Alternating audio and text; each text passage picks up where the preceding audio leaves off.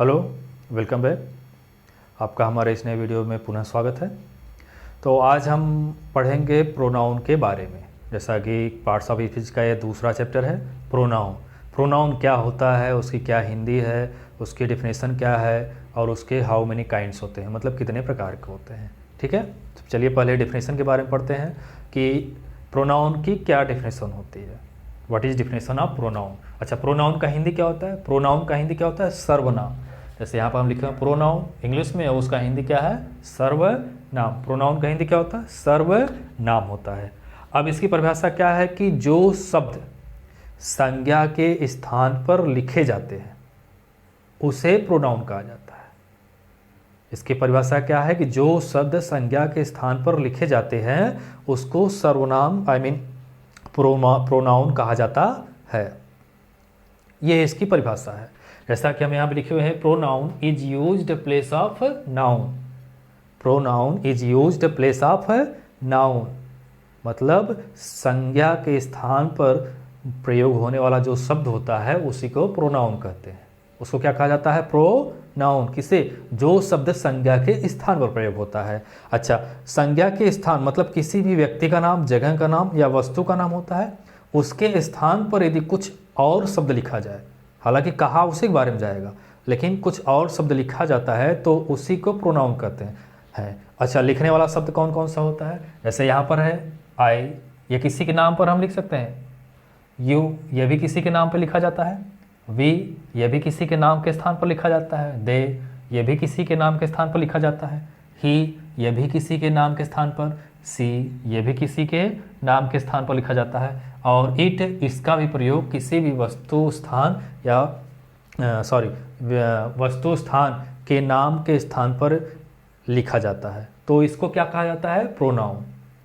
तो प्रोनाउन की डेफिनेशन ये है जो अभी बताए हैं कि जो शब्द संज्ञा के स्थान पर प्रयोग होता है उसको प्रोनाउन कहा जाता है। ठीक है, बात समझ में आई? अच्छा, अब आगे बात आ गई कि how many kinds of pronoun, I mean कितने प्रकार के सर्वनाम होते हैं। तो काइंड में 9 प्रकार के होते हैं। प्रोनाउन के कितने प्रकार होते हैं? 9 प्रकार। There are 9 kinds of pronoun. चलिए देखते हैं काइंड्स ऑफ प्रोनाउन। प्रोनाउन कितने प्रकार के होते हैं? तो कितने प्रकार के होते हैं? 9 प्रकार के। तो चलिए एक एक ठो हम आपको समझा रहे हैं। पहला है पर्सनल प्रोनाउन, जिसका हिंदी होता है व्यक्तिवाचक सर्वनाम। दूसरा है इंट्रोगेटिव प्रोनाउन, जिसका हिंदी होता है प्रश्नवाचक सर्वनाम। तीसरा है रिलेटिव प्रोनाउन, जिसका हिंदी है संबंधवाचक सर्वनाम। ठीक है। चौथा है डिमॉन्स्ट्रेटिव प्रोनाउन, जिसका हिंदी है संकेतवाचक सर्वनाम। पांचवा है डिस्ट्रीब्यूटिव प्रोनाउन, जिसका हिंदी है विभागवाचक सर्वनाम। छठा हमारा है इंडेफिनिट प्रोनाउन, जिसका हिंदी है अनिश्चयवाचक सर्वनाम। सातवां है रिफ्लेक्सिव प्रोनाउन, जिसका हिंदी है निजवाचक सर्वनाम। आठवां है रेसिप्रोकल प्रोनाउन, जिसका हिंदी है परस्पर वाचक सर्वनाम। और नवां है इम्फैटिक प्रोनाउन, जिसका हिंदी है दृढ़ता सूचक सर्वनाम। ठीक है, तो ये टोटल 9 काइंड्स के प्रोनाउन है, जिसका हम इंग्लिश भी लिखे हैं और उसका हिंदी भी लिखे हैं। ठीक है, तो अब चलिए एक एक करके हम इसके बारे में पढ़ते हैं। तो सबसे पहला हमारा जो है पर्सनल प्रोनाउन है। तो पर्सनल प्रोनाउन के बारे में हम पढ़ेंगे कि पर्सनल प्रोनाउन क्या होता है।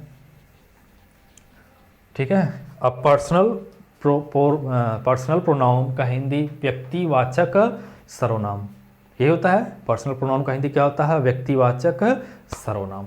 अब पर्सनल प्रोनाउन की डेफिनेशन क्या होती है कि पर्सनल प्रोनाउन किसी निश्चित व्यक्ति या वस्तु के नाम का बोध कराता है, या सिर्फ किसी निश्चित व्यक्ति या वस्तु का बोध कराता है, ऐसे कह सकते हैं। नाम का नहीं करेगा, लेकिन किसी निश्चित व्यक्ति या वस्तु का यह अवश्य बोध करेगा। ठीक है, तो पर्सनल प्रोनाउन का हिंदी क्या होता है? व्यक्तिवाचक सर्वनाम। इसकी डेफिनेशन क्या है कि यह किसी निश्चित व्यक्ति या वस्तु का बोध कराता है।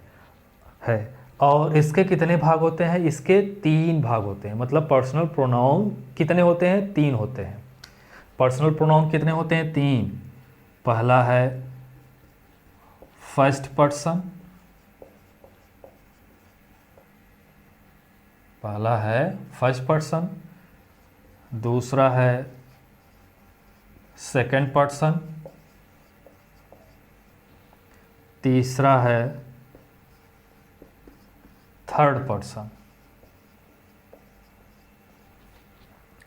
पर्सनल प्रोनाउन कितने प्रकार के होते हैं? 3 प्रकार के। फर्स्ट पर्सन, सेकंड पर्सन व थर्ड पर्सन। फर्स्ट पर्सन का हिंदी होता है प्रथम पुरुष, सेकंड पर्सन का हिंदी होता है द्वितीय पुरुष, और थर्ड पर्सन का हिंदी होता है तृतीय पुरुष। ठीक है, तो चलिए अब हम एक एक के बारे में इसके जानते हैं कि फर्स्ट पर्सन क्या होता है, सेकंड पर्सन क्या होता है और थर्ड पर्सन क्या होता है। ठीक है, अच्छा, फर्स्ट पर्सन का हिंदी हम एक बार फिर बता दे रहे हैं। फर्स्ट पर्सन मतलब प्रथम पुरुष, सेकंड पर्सन मतलब द्वितीय पुरुष, और थर्ड पर्सन मतलब तृतीय पुरुष। ठीक है, तो चलिए अब फर्स्ट पर्सन क्या है ये जानते हैं। फर्स्ट पर्सन किसे कहते हैं? फर्स्ट पर्सन उसे कहा जाता है जो स्पीकर होता है। स्पीकर मीन्स बोलने वाला। जो बोलने वाला व्यक्ति होता है उसको फर्स्ट पर्सन कहते हैं। फर्स्ट पर्सन किसे कहा जाता है? बोलने वाले व्यक्ति को। फर्स्ट पर्सन किसे कहा जाता है? बोलने वाले व्यक्ति को। ठीक है, अब बोलने वाले व्यक्ति कौन कौन से होते हैं? जैसे I, me, my, mine, I, me, my, mine,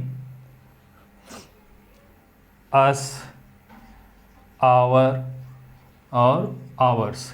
ये जो शब्द हैं ये सब क्या है? फर्स्ट पर्सन के कैटेगरी में आते हैं। ये बोलने का काम करते हैं। बात समझ में आ रही है? तो फर्स्ट पर्सन किसको कहा जाता है? जो बोलने वाला व्यक्ति होता है उसको फर्स्ट पर्सन कहते हैं, बोलने वाले व्यक्ति को। ठीक है, अब बोलने वाले व्यक्ति कौन कौन से होते हैं? आई, me, my, mine, us, our, hours. ये जो सारे शब्द हैं ये सब क्या हैं? फर्स्ट पर्सन होते हैं। ठीक है, एक और होता है वी, यहाँ पे छूट गया था, अभी याद हुआ। ठीक है, वी। ये सब जो है ये सब क्या है? फर्स्ट पर्सन है। तो फर्स्ट पर्सन की हिंदी क्या है? प्रथम पुरुष। और इसकी डेफिनेशन क्या है कि जो बोलने वाला व्यक्ति होता है उसको फर्स्ट पर्सन कहा जाता है। क्लियर? अब सेकंड पर्सन। सेकंड पर्सन का हिंदी क्या होता है? द्वितीय पुरुष। सेकंड पर्सन का हिंदी क्या होता है? द्वितीय पुरुष। द्वितीय पुरुष कौन होता है? लिसनर। लिसनर मतलब क्या होता है? सुनने वाला। जो सुनने वाला व्यक्ति होता है, मतलब फर्स्ट पर्सन को जो सुनता है उसको सेकंड पर्सन कहते हैं। ठीक है, फर्स्ट पर्सन को सुनने वाला व्यक्ति जो होता है उसको क्या कहा जाता है? Second person. क्या कहा जाता है? Second person. किसे कहा जाता है? Second person. जो सुनने वाला व्यक्ति होता है, जो फर्स्ट पर्सन को सुनता है उसको सेकंड पर्सन कहा जाता है। ठीक है, अब सुनने वाला व्यक्ति कौन कौन सा है? जैसे यू है, योर है, योर्स है, दी है, दी है, दो। ये सब जो है ये सेकंड पर्सन है, ये सुनने का काम करते हैं। तो जो सुनने वाला व्यक्ति होता है उसको सेकंड पर्सन कहा जाता है। सुनने वाले व्यक्ति कौन कौन से हैं?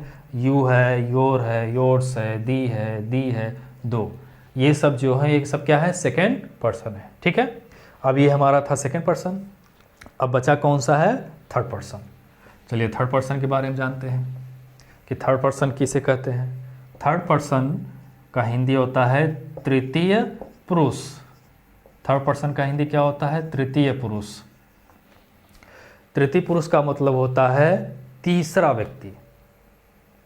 तीसरे व्यक्ति का मतलब क्या होता है कि फर्स्ट पर्सन और सेकंड पर्सन जिस व्यक्ति के बारे में या जिस जानवर, मतलब जानवर, पक्षी, व्यक्ति, कोई भी जिसके बारे में फर्स्ट पर्सन व सेकंड पर्सन बात करते हैं उसको थर्ड पर्सन कहा जाता है। या कोई व्यक्ति भी हो सकता है, कोई जानवर भी हो सकता है, कोई पक्षी भी हो सकता है, जो भी हो सकता है, लेकिन उस समय बात करते समय वह वहाँ उपस्थित नहीं होता है। तो उसको थर्ड पर्सन कहते हैं। ठीक है, first person and second person is talking about which person it is called third person. मतलब फर्स्ट पर्सन और सेकंड पर्सन जिसके बारे में बात करते हैं उसको थर्ड पर्सन कहा जाता है। बात समझ में आई? जिसके बारे में बात की जाती है वो कोई व्यक्ति भी हो सकता है, कोई जानवर भी हो सकता है, या कोई पक्षी भी हो सकता है। ठीक है, अब थर्ड पर्सन कौन कौन से होते हैं? जैसे ही, सी, हिम, हीज, हर, देम,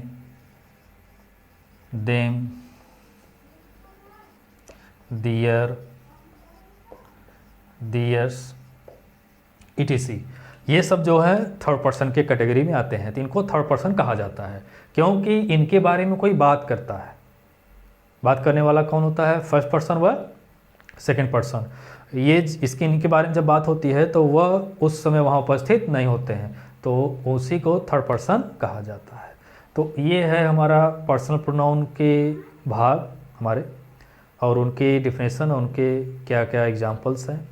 ठीक है, तो अब इसके आगे का जो प्रोनाउन है इंट्रोगेटिव, उसके आगे का जो है हम आपको अगले अपने वीडियो में पढ़ाएंगे।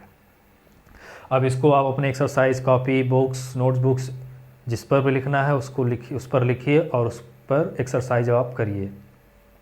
और उसमें यदि कोई भी दिक्कत है, प्रॉब्लम हो, तो आप कमेंट करके ज़रूर हमें बताइए, हम उसको सॉल्व करेंगे। Thanks for watching.